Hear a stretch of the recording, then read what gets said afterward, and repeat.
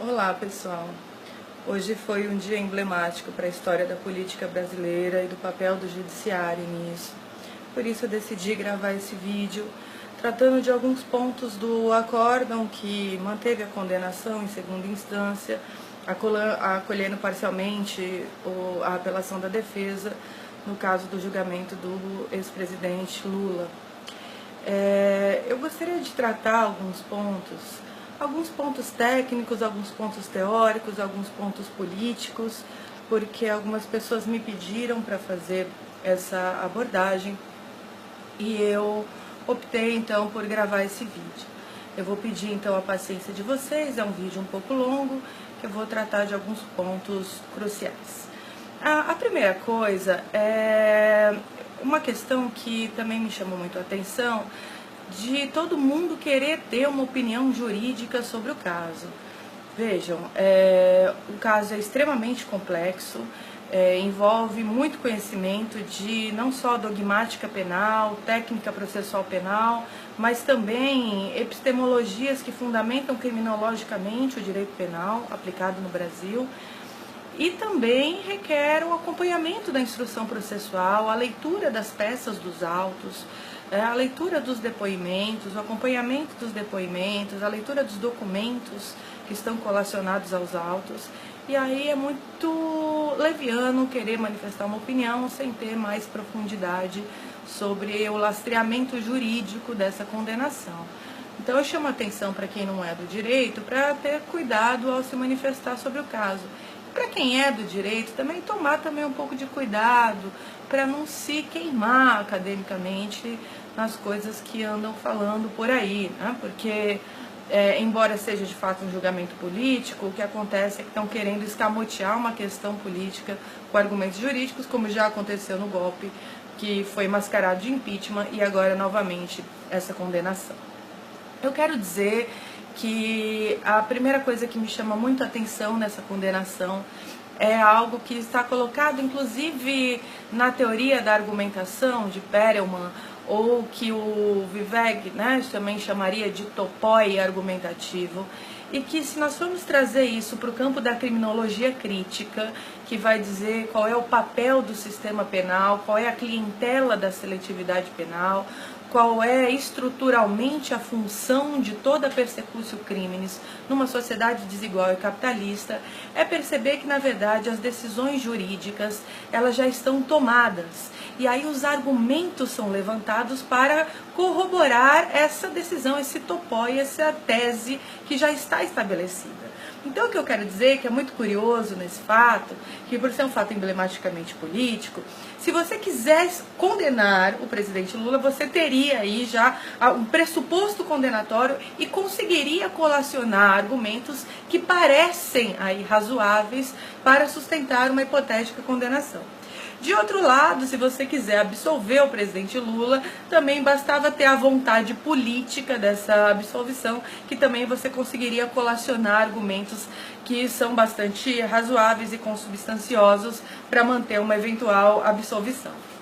Curioso, tanto na sentença de primeira instância, do juiz Togado, famoso, que fez questão de ficar famoso, apareceu no Fantástico, foi capa da Veja tantas vezes, desviou-se da sua função de juiz, fez obstrução da justiça, ele, juiz, divulgou áudios ilicitamente, compartilhando com a imprensa, criando factoides políticos, enfim, é algo bastante temerário na conduta ética do judiciário. Todos os argumentos sustentados nesse juiz, que foram retomados na leitura dos votos dos desembargadores agora do TRF4, são argumentos bastante circunstanciais. E aí as pessoas vão me dizer, mas Thailise, como você pode dizer que não há prova cabal para a condenação do ex-presidente Lula? Olha, o que eu sei é o que eu tive acesso, e é o que todo mundo teve acesso, justamente porque o juiz Togado fez questão de divulgar, de espetacularizar o processo. É por isso que eu tive acesso ao processo, porque ele, em conluio com uma mídia que desejava essa condenação, divulgaram tudo isso. Então, todos os depoimentos das colaborações premiadas estão no YouTube, se você quiser, ou todos todos os autos do processo estão disponíveis, a própria sentença está disponível, e para gente que é jurista é mais tranquilo de acessar, né, os autos através da página oficial do tribunal. Você consegue ler todo o teor dos autos para ter a sua opinião. Então nós não estamos tirando essa opinião com base em nada. E quando você lê a sentença do Moro e ouve os votos dos desembargadores, você vê ter todos esses argumentos que para nós parecem superficiais e pífios, sendo fundamento condenatório. Ou seja, nada foi apresentado nessas condenações que me surpreendeu enquanto pessoa que não é juíza, não é magistrada e não está responsável pela instrução e pelo julgamento do mérito e das questões preliminares de nulidade processual e de incompetência do juízo. Então, o fundamento condenatório é pífio. Ele não tem nada de novo em relação a isso que a gente acompanhou pela imprensa. E o que é o fundamento condenatório? O fundamento condenatório é a pressuposição de que o triplex do Guarujá pertencia ao ex-presidente Lula, porque a dona Marisa Letícia tinha pagado prestações quando aquele empreendimento ainda era incorporado pela Bancop. E aí, quando a OAS assumiu esse empreendimento, teria sido na forma de propina e não foi passado para o nome do presidente Lula, nem para a ex-primeira-dama, dona Marisa, apenas para mascarar o enriquecimento ilícito, o que configuraria, por sua vez, o crime de lavagem de dinheiro. Então, nós teríamos dois delitos, a corrupção passiva e a lavagem de dinheiro. Ora, se você lê as peças, os autos, você percebe que, na verdade, o que aconteceu foi a participação de um consórcio pela dona Marisa, e esse consórcio foi incorporado da Bancop para a OAS quando a Bancop veio à falência. E é isso que está nos documentos. E aí ela desistiu e não quis, a partir desse momento, se tornar proprietária definitiva do imóvel e pediu de volta todas as prestações que havia pagado. É isso que está documentado. Mas aí os delatores, nas colaborações premiadas, dizem que isso foi propina, que a OAS tinha usado esse tal triplex para subornar o ex-presidente Lula. Então é colando trechos de depoimentos das pessoas que tiveram aí suas falas colhidas através de colaboração premiada, que a mídia chama de delação premiada. É com isso que se vinculou a materialidade delitiva do recebimento de ilícitos na modalidade corrupção passiva, porque o presidente teria auferido vantagem econômica nesse caso, que de fato, na verdade, só seria, para o crime de corrupção passiva, seria apenas exaurimento do crime. Veja, não seria o crime em si, o crime não é receber o dinheiro. O crime é um crime formal e bastaria para o crime, então, solicitar ou exigir a vantagem indevida em razão aí da sua condição de administrador, funcionário, servidor público, presidente no mais alto cargo possível da administração pública. Para essa conduta típica de solicitação ou exigência de propina, o que se sustentou foi que, na verdade, ao escamotear, ao colocar panos quentes nas ações de seus subordinados que estavam contribuindo com essas empresas, principalmente a OAS, em corrupção, o presidente Lula nada teria feito. Tendo conhecimento do fato, nada teria feito e, por outro lado, para não fazer nada, teria inclusive recebido esse triplex. Veja só, então as condutas de solicitar e exigir também não estariam preenchidas. Para isso, o que foi usado pelo relator foi a teoria do domínio do fato, aquela velha teoria do domínio do fato que foi usada na ação penal 470, vulgo mensalão. E o autor da teoria, Klaus Roxin, um alemão, disse que essa não era a teoria dele, que ela foi deturpada no julgamento da ação penal 470. Ou seja, emprestaram uma teoria alemã, que o próprio autor diz estar deturpada, para vincular autoria e tipicidade delitiva no crime de corrupção passiva. Não bastasse isso, o relator ainda disse que era de Hans Welzel e não de Klaus Roxin, e pronunciou o nome de Welzel errado. Ou seja, o primeiro voto foi um exemplo da indigência intelectual do nosso judiciário, absolutamente lamentável, lamentável.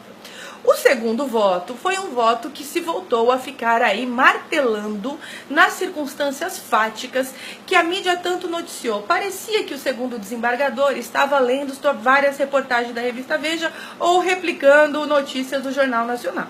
Porque se falou muito de Bangkok, de OS, de quem foram os delatores, qual foi o papel deles, o que eles relataram na sua colaboração premiada, mas em nenhum momento se vinculou substancialmente esses fatos às condutas típicas e à materialidade.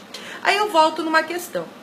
Disseram aí, tanto o primeiro quanto o segundo relator, que tanto Dona Marisa quanto Lula manifestaram interesse no apartamento. Eu até brinquei com os meus amigos. Bom, se manifestar interesse for crime, imagina, né? O que vai acontecer com todos nós. Né? Manifestaram interesse no apartamento. E aí, essa mera manifestação de interesse, junto com o fato de que mobiliaram com uma decoração específica, mais os depoimentos dos delatores, mais o fato de que o zelador falou, não, aquele apartamento ali era do Lula mesmo, viu? Isso é que foi suficiente para uma condenação. Ora, gente, para condenação criminal, você precisa de indícios de autoria e provas da materialidade. Nesse caso, por ter um crime formal, o que você precisa é que haja prova de solicitação ou exigência de vantagem ilícita ou do recebimento da vantagem ilícita. Se essa propriedade nunca foi transferida e não houve sequer posse, gente, porque Lula nunca morou lá, nunca ocupou esse imóvel, nem Dona Marisa, nem ninguém de sua família. Não tem contrato dizendo que ele é o dono, não tem escritura dizendo que ele é o dono, só tem compromisso de compra e venda quando ainda era da Bangkok e aí Dona Marisa desistiu e recebeu todo o dinheiro de volta. Não tem nenhum documento e não tem posse de fato, ninguém ocupou o imóvel, ou seja, não tem substância penal para condenação por esse crime, muito menos para o crime de lavagem de dinheiro, que seria um crime decorrente desse, um crime conexo, que aliás tem divergência doutrinária a esse respeito, se o fato de escamotear a propriedade seria mero exaurimento do crime de corrupção ou seria lavagem de dinheiro de fato, né? O que cabe, na minha opinião, apenas para crime organizado, a questão da lavagem de dinheiro. Mas, de qualquer maneira, os dois fatos são atípicos. Não bastasse isso, o terceiro desembargador ficou horas nos dando uma aula pífia de direito penal para leigos. Se vocês tiverem paciência de assistir esse voto, vocês vão perceber que ele passou o tempo todo explicando para leigos, ou seja, ele ficou dando munição para a mídia poder noticiar fundamentos da condenação. Ele ficou dando munição para as pessoas que odeiam Lula politicamente, dizerem, olha, tá vendo como todos os argumentos são jurídicos? Uns argumentos pífios, rasos, que qualquer aluno de primeiro ano de direito domina melhor. Meus alunos, eu tenho certeza que dominam melhor que esse desembargador os argumentos que ele levantou ali. Não porque ele não tenha conhecimento jurídico, porque ele fez questão de dar uma aulinha para iniciantes, justamente para dar substância para aqueles que odeiam Lula, para a direita, para uma direita ignorante, odiosa, vingativa, rentista, né, entreguista desse país, dizer que há fundamento jurídico. Tudo isso revestido com um manto de retórica formal, de retórica jurídica, para parecer que ele estava dizendo coisas ali muito relevantes, muito importantes. Ficou dando uma aula de preâmbulo constitucional, de competência da Justiça Federal, artigo 109, 108 da Constituição, leu o Código Penal, coisas ridículas que não cabiam naquele voto, simplesmente para dizer que eles, TRF4, tem competência porque a competência dos tribunais regionais federais está prevista na Constituição. Dizer que Moro tinha competência para julgar a ação somente porque o crime contra a administração teve como objeto material o patrimônio da União. Isso é ridículo. Qualquer aluno de terceiro ano de direito consegue argumentar melhor numa simulação de ação judicial que nós fazemos nas universidades. Isso é um absurdo, porque o que a gente está questionando é se há conexão, porque a hora que teve aquele escândalo daquele PowerPoint ridículo, e aquilo foi a denúncia não foi baseada em provas, foi um show que o Ministério Público armou, absurdo, patético, risível, em que aquele PowerPoint ridículo que virou motivo de chacota no mundo inteiro foi o substrato da denúncia, justamente porque não havia provas provas, não há materialidade, não há tipicidade, não há nada concreto para essa condenação. Foi esse PowerPoint que foi o substrato da denúncia e com base nisso é que houve a condenação. E aí, se argumentando que há competência, porque o Ministério Público de São Paulo, que odeia tanto o Lula quanto o Ministério Público do Paraná, ou quanto o Judiciário do Paraná, ou esse tribunal de Porto Alegre, todos esses disseram que a competência era do juiz Moro para julgar esse caso, sendo que não há nenhuma prova de que há conexão desse fato do triplex concreta, real, com os casos ligados à Lava Jato e à corrupção na Petrobras, que corriam na vara do juiz Moro.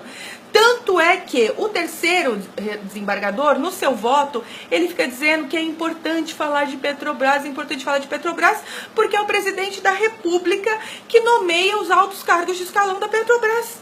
E quando que isso é simplesmente fático, concreto, para consubstanciar a conexão delitiva entre os crimes da Petrobras e da Lava Jato e esse suposto recebimento desse triplex do presidente Lula pela OAS, que assumiu uma incorporação da Bancop de um empreendimento cujas prestações a primeira-dama pagava na época? Gente, honestamente, a direita pode dizer o que quiser, pode dizer que havia aí substância para condenação. Tudo que eu ouvi, tudo que eu li na sentença do juiz Moro, tudo que eu ouvi, eu acredito que tem algo assim muito sério acontecendo. Primeiro, porque você não tem o princípio do juiz natural respeitado. Não há competência nem do Moro, nem desse tribunal para julgar esse fato. Deveria ter sido julgado pela Justiça Federal de São Paulo. Segundo, porque não há materialidade, não há tipicidade, não há substância para condenação nem para o crime de corrupção passiva, nem para o crime de lavagem de dinheiro. Eu tenho nulidade processual por incompetência do juízo, eu tenho causa de absolvição por falta de tipicidade, por fato atípico. E ainda assim, todo um espetáculo foi montado para condenar um ex-presidente da República. Essa é a primeira parte da minha fala. Mas eu queria dizer também que eu poderia fazer um argumento aqui de que eu estou me escandalizando porque o Estado de Direito foi rompido, porque a democracia foi rompida, mas agora eu quero discutir isso um pouco mais a miúde e dizer o seguinte para vocês. Eu quero dizer que quem estuda criminologia crítica, ou mesmo quem milita nos tribunais deste país, sabe que a segurança jurídica prometida pela burguesia, quando foram realizadas as revoluções burguesas, consubstanciadas nas constituições que edificaram os estados de direito modernos e contemporâneos, quando isso aconteceu, essa promessa de segurança jurídica logo se revelou apenas mais um mito do esclarecimento. Tanto é que, se você for acompanhar os processos, você vai ver que não tem necessário lastreamento na legalidade e nem nos atos processuais para os ritos que são seguidos no judiciário e para as condenações. O que eu quero dizer é que desde sempre tem gente sendo julgada ao largo dos direitos fundamentais, ao largo da ampla defesa, do contraditório, do rito adequado no processo. Eu quero dizer que tem gente sendo condenada nesse país sem tipicidade, sem autoria, sem materialidade. Eu estou dizendo que há muito tempo pessoas são condenadas sem que haja respeito à técnica jurídica. E quem são essas pessoas? São a clientela preferida do sistema de persecução penal, que historicamente são os excluídos, que historicamente são a população negra que foi escravizada nesse país e depois da abolição foi impedida de ter acesso, inclusive às classes mais subalternas que o capitalismo forjou, e foi perseguida historicamente, ainda é até hoje, no processo de seletividade penal. Ou seja, o direito penal e o sistema penal têm um papel crucial na questão racial nesse país. Assim como na questão da luta de classes, a pobreza sempre foi criminalizada, a homossexualidade sempre foi criminalizada, a identidade de gênero não cis sempre foi criminalizada, a liberdade sexual de mulheres que escolhiam usar o seu corpo da forma como bem entendiam, sempre foi criminalizada. Então o que eu quero dizer é que sempre houve uma clientela penal preferencial nesse país.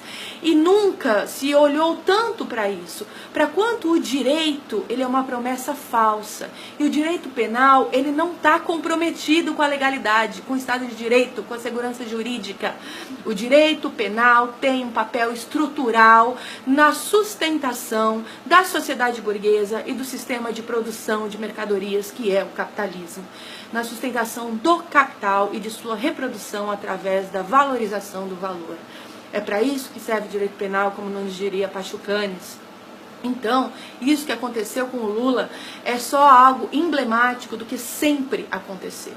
Só nos choca tanto porque foram capazes de alcançar um ex-presidente da República, que não é mais uma pessoa pobre e desprivilegiada, como era nas suas origens, que hoje tem acesso ao conhecimento, a bons advogados, tem poder financeiro aquisitivo, tem capital político, tem influência para poder se defender desse tipo de instrumentalização do sistema para o interesse espúrio de algumas elites e da manipulação e da manutenção estrutural de um sistema perverso.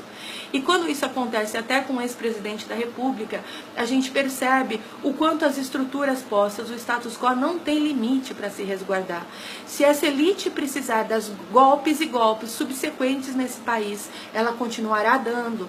Se essa elite precisar instrumentalizar o Poder Judiciário desde a primeira instância até o Supremo Tribunal Federal, ela o fará. E tem poder para fazer isso, porque quem ocupa o Judiciário é a própria elite, ou essa mesma classe média, tragada por esse pensamento reacionário e conservador que odeia a pobreza nesse país e que quer conservar privilégios. Eu não estou dizendo que Lula é inocente, eu não tenho como afirmar isso. Eu não estou dizendo que eu coaduno com todas as ações e com toda a política dos seus governos. Eu estou dizendo que o direito penal cumpre um papel que hoje ficou mais claro do que nunca na história desse país, na história do sistema penal, e é um material interessantíssimo para nós continuarmos estudando em criminologia crítica, em criminologia radical, em teoria do direito, especialmente teoria crítica, e entendemos a que o direito serve. Porque quem explica a ordem jurídica hoje em nosso país não é Hans Kelsen, não é nenhuma teoria destas postas e conservadoras do juspositivismo clássico. Quem explica o direito hoje nesse país é Carl Schmitt, o jurista do nazismo. É isso, gente. Um beijo.